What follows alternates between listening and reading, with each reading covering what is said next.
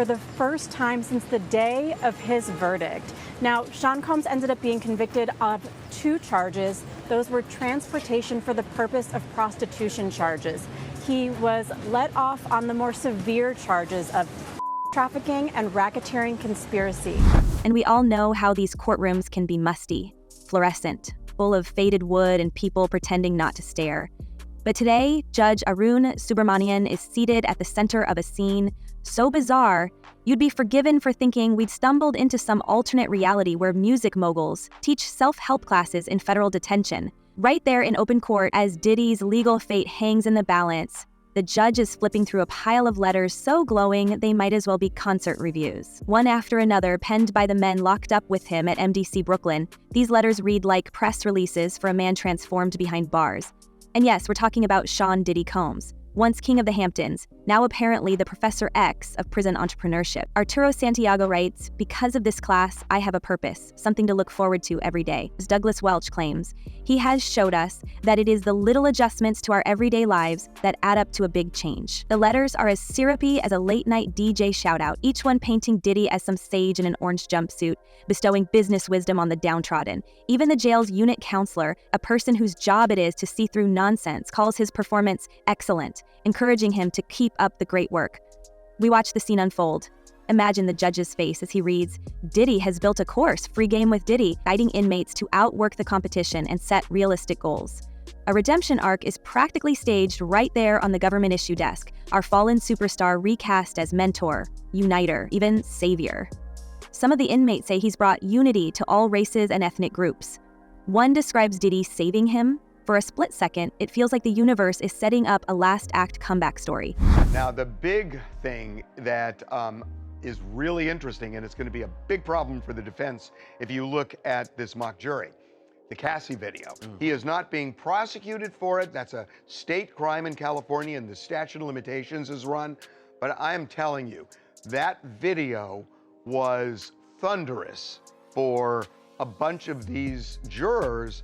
But the air in that courtroom is thicker than the letters let on, and the drama brewing outside those 4 walls tells a different story. One that isn't so eager to play along with the redemption script. Because while Diddy's lawyers and his new disciples claim he's thriving, underground whispers say otherwise. The rumors started as shadows, muttered insults, passing snickers in the tier. Then they grew bolder. Cellmates, some named and some cloaked in anonymity, began to insist that Diddy wasn't the survivor his defense team wanted us to believe. In fact, they claimed he'd been humiliated. According to those who say they lived closest to him, Diddy had been bullied and beaten inside. The stories went further. They said other inmates told him he'd been used. The word on the block was that the royal conditions provided for him weren't a mark of respect, but a sign of his weakness. It's a claim so stark, so at odds with the legal team's narrative, you can almost feel the walls closing in. The same defense lawyers who had submitted glossy testimonials about Diddy's classroom prowess are now fielding questions about a man who, behind the veneer, may have been mocked relentlessly. Insiders say his cellmate saw right through the veneer, telling him to his face that all his money, all his business lessons, meant nothing in a world where status was measured not by platinum records, but by who could survive the night without being broken. The contradiction is raw. On paper, Raymond Castillo says Diddy brought unity and magical things to the most segregated corner of MDC Brooklyn. But from the cracks in the cinder block, anonymous voices paint a different picture. A superstar stripped of power, reduced to the punchline of his own motivational speech.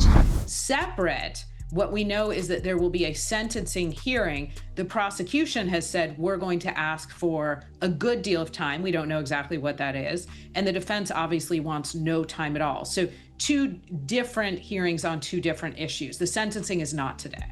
Meanwhile, Diddy's legal team isn't about to let the redemption narrative slip from their hands. In thick, carefully crafted filings, his lawyers argue that conditions in the Metropolitan Detention Center are nothing short of medieval. They paint a portrait of daily torment, food crawling with maggots, a bathroom with no door, fluorescent lights burning 24 hours a day. He hasn't breathed fresh air in 13 months, they insist. Every 2 hours, day or night, he's forced to show an ID card to guards, jolted awake beneath relentless lights. According to them, Diddy has been under constant self-harm watch, not as a precaution, but as a calculated cruelty. They point to a stabbing that locked down the facility for days, to water so filthy he must boil it before he dares drink. The legal papers read like a report from another century, and the lawyers hammer the point home. If America's most notorious lockup can break a man as rich and famous as Diddy, what hope does anyone else have? And yet, when we stack up the evidence, it's all contradiction. On one hand, the unit counselor says Diddy is excellent, a positive force, a reason for hope. His students gush about business plans and purpose, about the transformative power of his classes. More than 100-character reference letters flood the docket, many from men who, if the defense is to be believed, see Diddy as rehabilitated, even inspirational. But we can't ignore the whispers. Those insider accounts that refuse to go away, voices that insist the real story is humiliation, weakness, and the slow, bitter erosion of a public image. But he talks in this complaint, Reed, about fearing for his life, not just while he was working for Sean Combs, but afterwards. He tells stories about physical violence, about a time where he actually had to drive 100 miles an hour to try to escape Mr. Combs, and says he didn't call the police because he worried that that would be a sentence. The contradiction is dizzying. Is Diddy the victim of a system designed to crush even its most privileged inmates? Or is he a fraud, someone so cosseted that even royal conditions couldn't shield him from ridicule? The defense wants us to see him as a survivor, already adequately punished, desperate to return home, having lost his empire, his reputation, and the future of his 7 children. The prosecution, meanwhile, is unmoved. They push for a sentence of 4 to 5 years, citing violent allegations, a harrowing security video, and the testimony of women who claim Diddy's control extended far beyond business management. The trial has already become a public circus, with every detail, every late-night freak-off, every hotel hallway meltdown splashed across headlines and whispered through social feeds. But back in that courtroom, as Judge Subramanian sifts through the letters, the irony is almost surgical. Even in a room full of praise, even when the legal team rolls out testimonials by the dozen, there's a sour note humming just below the surface. Diddy may have inspired his fellow inmates with motivational slogans and business plans, but the word from the inside says he never truly belonged. Even with every privilege money could buy, even with royal accommodations and an incident-free record, the man who once controlled every room now finds himself mocked in the one place he cannot escape. And so, with each new legal maneuver and every leaked rumor, we find ourselves wondering, if the king of the club can't survive the cell block, how far is he willing to go to get out? Hi, I'm Eva Pilgrim. Thanks for streaming with us. Incredibly graphic testimony today in the Sean Diddy Combs trial. And we have to warn you, some of what you hear may be disturbing. On the other side of the courtroom, the mood sours in an instant. Gone are the glowing letters and redemption ballads. Prosecutors step forward armed with the kind of evidence that doesn't need a motivational speaker. Suddenly, the conversation is about numbers, hard numbers. Over 1,000 bottles of lubricant seized from Diddy's mansions in Miami and LA, a stockpile so brazen that even the agents looked uneasy describing it under oath. They play the video, the one everyone's seen by now, a grainy hotel hallway clip where Diddy, in a moment stripped of all PR gloss, lashes out at Cassie, caught on tape, body language full of fury, the old myth of the bad boy shattering into something much darker. We watch the prosecution paint a mural in broad, devastating strokes. It isn't just Cassie, it's weeks of testimony from women, some protected by pseudonyms, plus former assistants, drivers, security guards. Each account is another chisel mark on Diddy's crumbling reputation.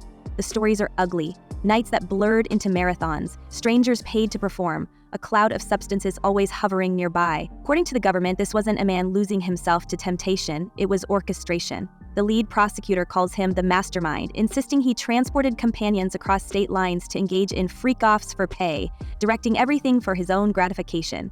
There's no gentle wordplay in these filings. They throw around the Mann Act, RICO, and a string of phrases that would have seemed unimaginable for a C-Rock swilling entrepreneur a decade ago. The days of launching artists are replaced with claims of masterminding entire criminal circuits where everyone, from assistants to security guards, played a role, whether they knew it or not.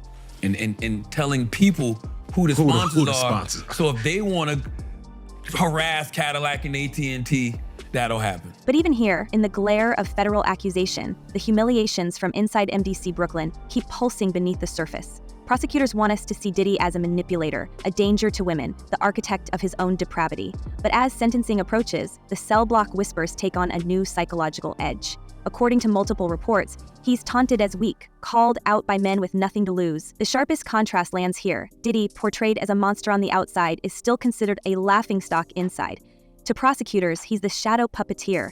To his cellmates, He's a broken man in designer slippers, rattled by the very environment he claimed to conquer. And if those taunts are even half true, if the man who won stage revolutions in the music business now hides from jeers in the shower queue, what does that do to a mind used to controlling everything? Some insiders have quietly suggested this is more than just discomfort. It's a humiliation that cracks something fundamental, making him more unpredictable by the day. There's a strange, almost theatrical tension as October 3rd draws closer, every legal team's nightmare. The clock ticks in the background like a metronome, and both sides fight to define what Diddy's story will be when the final gavel drops. His lawyers, led by a team as seasoned as any label executive, plead for mercy. No more than 14 months, they beg. They parade every broken contract and shattered business deal, reminding the judge that Diddy's career and reputation have been destroyed. They highlight his sobriety, a full 25 years lost to indulgence now wiped away. They roll out his 7 children, collateral damage of his collapse. The argument is simple. He's lost everything already, let him go home, let him heal. They claim he's adequately punished. Who among us wouldn't crack after 13 months with fluorescent lights and maggot-riddled food? I'm sorry, I'm just I'm in this moment right now. This is crazy. Sorry. People don't really know how much what it does to you when something that you love is taken from you and thrown away like it don't even matter, and then they move on with their lives and you're stuck. You're stuck during those years. You're still stuck 21 years later. Even beyond the thick concrete walls and the relentless cycle of legal briefs, Diddy's public persona has been dissolving in real time, leaving behind only the scorched outlines of a once invincible brand. Howard University, the institution that had once celebrated him as an icon of Black excellence, moved swiftly and mercilessly. In a decision that stunned even the most jaded PR handlers, the university revoked his honorary doctorate, the first time in its history it had ever clawed back that particular honor. There would be no dignified silence, no behind-the-scenes negotiations. The board announced it would return his prior donations, as if to erase his name from their story altogether. It was a rare public exorcism, and the message was unmistakable. No amount of philanthropy, no matter how lavish, would insulate him from the cultural reckoning playing out across social media and academic halls. The fallout didn't stop with Howard. Networks and studios, those with the most to lose from a single Google search, moved just as quickly. Hulu, which had been quietly developing a reality series centered on Diddy and his sprawling family, an easy sell in almost any era, abruptly shelved the project once the first accusations hit. The show was pitched as the next evolution in celebrity dynasty programming. Cameras would have trailed his 7 children, his mother, and the star himself, promising fans unprecedented access to a world of luxury and music royalty.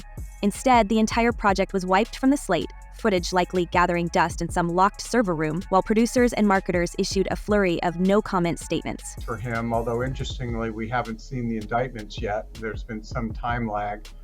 I suppose it will take some time to go through all the forensic, evidence. What's striking is not just the erasure of opportunity, but the swiftness and coordination with which the institutions circled the wagons. Charter school boards quietly removed Diddy's name from founding documents. His honorary degree at Howard was stripped within days, and former collaborators purged their feeds and back catalogs. Corporate sponsors, once desperate for a single mention in his lyrics, no longer want their brands uttered in the same breath as his legal battles. Even his storied fashion partnerships and spirits endorsements have gone silent. Those carefully curated alliances now faded reminders of a reputation built on relentless visibility. If there was ever a lesson in how quickly the culture can pivot, Diddy's experience is now the case study. This isn't just a legal downfall or a story of one man's humiliation in prison. It's a full-spectrum collapse, a cultural abandonment playing out in boardrooms, classrooms, and streaming platforms. For years, Diddy cultivated an image of untouchable success, blending street smarts and boardroom savvy, always able to bounce back from scandal. Now, the very machinery that elevated him is dismantling his legacy piece by piece, erasing his contributions with the same speed that once launched them. Outside the courtroom, the humiliations multiply, not just a fallen icon, but a symbol of how quickly fame's protection evaporates in the face of collective outrage. What that is worth is 14 months in prison and then supervised release for some period thereafter. The irony is almost poetic. As Diddy faces down the humiliation and isolation inside MDC Brooklyn, the world outside seems to mirror his unraveling with ruthless efficiency. The scramble to erase his name from halls of honor and TV schedules suggests the collapse was already in motion before any verdict was read. It forces us to ask, were the humiliations inside just a reflection of a much larger cultural exile? The empire didn't fall overnight. It was chipped away by every institution and former ally eager to prove their distance. In the end, what remains isn't just the spectacle of a man broken by prison, but the haunting spectacle of a reputation abandoned by a world that once called him king. But the prosecution stands their ground, pointing to 4 or 5 years as the only just sentence. They cite the raw testimony of Jane, who described how she was beaten after refusing Diddy's demands. They drag the conversation back to the video evidence, to the 1,000 bottles, to the freak-off logistics that made even veteran prosecutors raise an eyebrow. They argue that leniency is an insult to every survivor who had to watch their abuser walk away with a smile. The judge listens, and we see it for what it is, a war of narratives, each trying to drown out the other. On the one hand, glossy paperwork and letters from converted inmates. On the other, bruised witnesses and prosecutors who say enough is enough. Neither side can fully control the chaos. The world outside watches and speculates, but in this room, the stakes are more than just headlines. He'd essentially get out October 3rd because he's been in for 13 a year, months. And you get 15% credit for time served. So he'd basically be out after the sentence, and then he'd be on supervised release. Right. So there's something more, though, and that is... Whispers intensify as the trial drags on.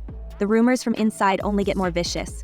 Former associates, ex-employees, even a couple of Diddy's old party promoters, anonymous of course, insist that the combination of legal fire and social humiliation has left him ready to flip.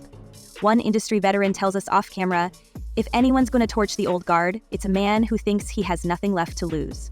But the phrase on the verge of turning over everyone he could to the FBI starts to circle in the background of every call, every late-night text between worried ex-friends. The idea isn't new in the world of celebrity justice, but with Diddy, the prospect is a bombshell. Decades of secrets, stacks of confidential settlements, a Rolodex that could set half of New York's elite on edge. He's been a gatekeeper his whole career. What happens if he throws open the gates out of spite? If the humiliations become the catalyst for revenge, what might he trade for one more taste of freedom? Now we're left with the wildest question of all. Is Diddy really the mastermind who can orchestrate a multi-million-dollar empire in the morning and terrorize his enemies by night? Or is he just another broken star, so crushed by shame that he'll sell out everyone just to get out of his cell? The stakes are impossible to ignore. Prosecutors press for years, lawyers beg for leniency, cellmates jeer. The world outside keeps score, every headline adding fuel to a story that refuses to end quietly. That was passed during Reconstruction to prevent black men from dating white women. Famously. And Jack Johnson. Jack Johnson, the boxer, was prosecuted. The black boxer. Chuck Berry. Chuck Berry was prosecuted. He's also black. And who was black? I kind of yes, I know. We assumed that they knew. There was a fear of black men taking white women across state lines. But, you know, Johnny Cochran in the O.J. Simpson case. And that's where we are, a legend on trial, a courtroom boiling over, and the real action about to start when the doors close and the judge makes his final call. But if the whispers are true, if Diddy's really on the verge of snitching, who's next to fall? Is this the last gasp of a king, or the first domino in a collapse that could swallow half the industry? Drop your thoughts in the comments. Who do you think Diddy would bring down if he decides to talk? Until next time, stay tuned and keep your secrets close. In this world, you never know who's listening.